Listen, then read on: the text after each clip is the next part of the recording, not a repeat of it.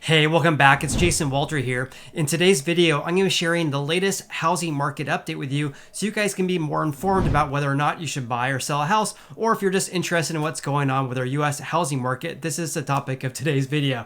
So let's go ahead and dive right into the video. This is a first report I want to share with you guys. This is according to the National Association of Realtors. They post what's called a weekly real estate monitor report. This is for the week for March 21st to March 25th. This is for residential, and they also recently added commercial markets as well. However, I'm not going to be going over too much regarding the commercial side because I'm more focused on residential real estate, as you guys all know. So here is the headline here. Pending home sales declined 4.1% in February. I made a separate video regarding this with all the latest stats regarding why pending home sales decreased in February and all the latest stats in the report there. But I just want to go over this at a high level here. Contract signings fell for the fourth consecutive month, down 4.1% in February compared to January of this year. And then pending home sales were down across all major regions except for the Northeast. Part of the reason why pending home sales have been decreasing, or at least why they decreased in February, is because we have record low housing supply. We can't have pending home sales or sales in general increase if we have fewer and fewer houses available for sale. So here's an update regarding new contracts signed and also new listings for the 4 weeks ending March 20th of 2022. We obviously need a lot more new listings to hit the market in order to balance out this housing market, which is strongly still a seller's market. We'll have to see if that changes though, because of course, as you guys all know, mortgage rates have increased to about 5% for the average 30-year fixed rate mortgage. So it's gonna be interesting to see how home buyers react to that news for the spike in rates. In any case, new contracts and new listings during the 4 weeks ending March 20th decreased compared to 1 year ago. New contracts signed decreased 9.6%, and the new listings declined by 6.9%.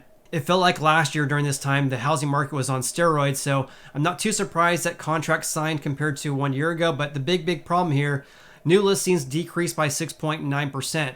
In my opinion, I think a lot of homeowners like myself have mortgage rates of less than 3% and they're not going to be moving. Why would I move with having a 2.6% mortgage rate if I want to buy a more expensive house with a 5% rate? That's almost double the interest rate. Why would I do that? So I think a lot of people are in my boat where they have already refinanced their mortgages and they're not looking to sell their houses, because why would you increase your mortgage payment on a house that might be even smaller, right?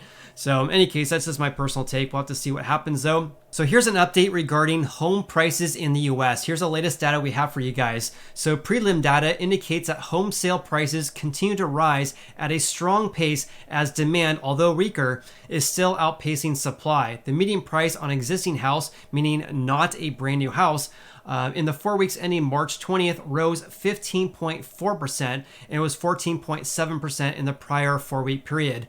Meanwhile, the sale to list price ratio ticked up to 98.8% on average. So that means on average, home sellers are selling their houses for 1.2% less than their asking price for the 4 weeks ending March 20th, at least according to the National Association of Realtors.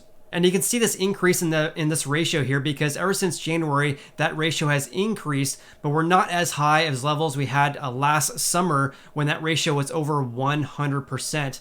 However, going back to April of 2020, obviously that ratio was a lot less because we had stay-at-home orders across much of the nation. Properties are also selling very quickly though. However, this is a lagging indicator. Of course, when a house sells or closes escrow, that's really an indication of what the housing market was 1 month ago when the home seller and home buyer were negotiating a price and ultimately came to an agreement and signed a contract about a month ago, because it takes approximately 30 days to sell a house. Anyways, of course, we have tight supply conditions, and that's causing the median days on the market to be 18 days as of March 20th compared to 29 days compared to 1 year ago. Also, among the pending contracts during that past 4 weeks, 46% sold within 7 days. So that basically means that almost 5 out of every 10 houses that hit the market sells within 7 days in the US, which is absolutely insane. I believe the average would probably be over 30 days and not 7 days. Meanwhile, the average 30-year fixed rate mortgage for the week ending March 24th reached 4.42%. 1 year ago, it averaged 3.17%. However, that's not the whole story though, because when we look at the website Mortgage News Daily, a great website, as you guys know, I look on a daily basis, probably multiple times per day. The average right now is 4.90%. That's an increase by 1.5% compared to 1 year ago. So we're just under 5% for the average 30-year fixed rate mortgage. As of January, we were basically at 3.3%. So a big increase in just the matter over the course of the last 3 months. And the National Association of Realtors went on to say the following: with a forecasted median existing home sale price of $375,000 for March, and by the way, for February, the median sold price, according to the National Association of Realtors, I believe was $357,000. So they are forecasting for the median sold price in the US to increase in March to $375,000. What that would mean for home buyers looking to buy a house right now is that you would pay $1,709 per month on a 10% down payment 30-year rate loan. So I believe that's principal and interest only, doesn't include property taxes and insurance. Anyways, that's a $449 more in your monthly payment because of home prices increasing, and of course because mortgage rates have been increasing as well. Meanwhile, that would be outpacing the monthly wage gains of $236 more per month compared to 1 year ago. So future housing payments have increased almost $500 per month. However, wage gains have not increased at that level. And that's why I talk about this all the time, because we can't have home prices increase by 18% year over year and not have wage gains increase at the same levels, because we have, of course, affordability issues. That continues to remain a big problem. It also says more interest rate hikes are forthcoming as the Federal Reserve seeks to clamp down on inflation that hit 7.9% in February. That, by the way, that was a 40-year high, especially as inflation is likely to pick up with rising oil and food prices. As you guys all know, the Fed has increased the federal funds rate by 0.25% in their March meeting. They are also forecasting to increase the rates on each of their meetings this year. So have a look at this. This is according to investing.com.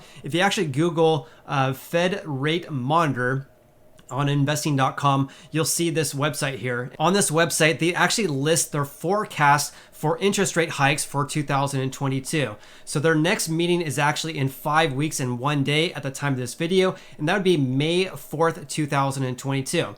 So obviously we're at the range of 0.25% to 0.5% for the current Fed rate, but they're also forecasting for a 69% probability that the Fed is going to increase the federal funds rate by 0.5%. So they're going to be increasing it to in the range of 0.75 to 1%. So the Fed increased rates by 0.25% in March, and now they're forecasting at least at a 70% probability that's going to be increasing by 0.5%. And that could cause mortgage rates to increase further because there's a loose correlation between the federal funds rate and mortgage rates. In addition, for the Fed's June 15th meeting, they are forecasting with a 70% probability that the Fed is going to increase the federal funds rate by 0.25%. And if you look at this website for every meeting here, they are forecasting the rate to increase by 0.25% by approximately a 70% probability. So big picture here, if you're looking to buy a house right now and meeting with your loan officer, make sure you contact them right away if you haven't done so in the past couple of weeks, because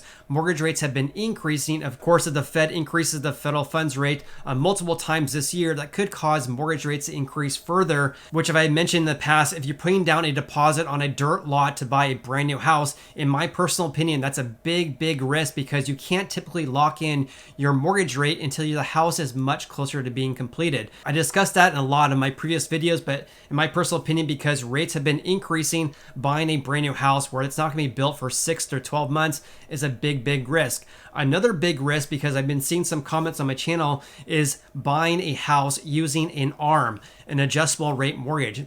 So a common scenario would be you have a 5-year fixed rate mortgage, but then after that time period, your mortgage payment and also your interest rate becomes variable. So it adjusts to current rate. So in my opinion, this is a very bad loan product to use right now, because we're in an environment where rates are increasing. One more thing that I wanted to bring to your attention is the amount of showings by real estate agents for potential home buyers. So they have what's called a showings per card that actually decreased 14% compared to 1 year year ago. So if you think of every house having a card, and a real estate agent, when they show the house to their home buyer, they access that card. So showings per card actually decreased 14% year over year, and that reflects the strength of buyer interest per listed property. At a national level, they decreased 14% year over year in February. This is a forward indicator of what potentially our housing market is headed for in the next couple of months, because if showings decrease every single month going into spring months especially, this could be an indication that home buyer demand is decreasing. So I'll definitely keep you posted regarding this, and I'll definitely post a video once we have March's stats, because it's going to be very interesting to see how home buyers are going to react to spiking mortgage rates. So that's today's video. Hope you got a lot of value out of today's video. If you did, please hit the like button. I greatly appreciate it, and hope you have an awesome day.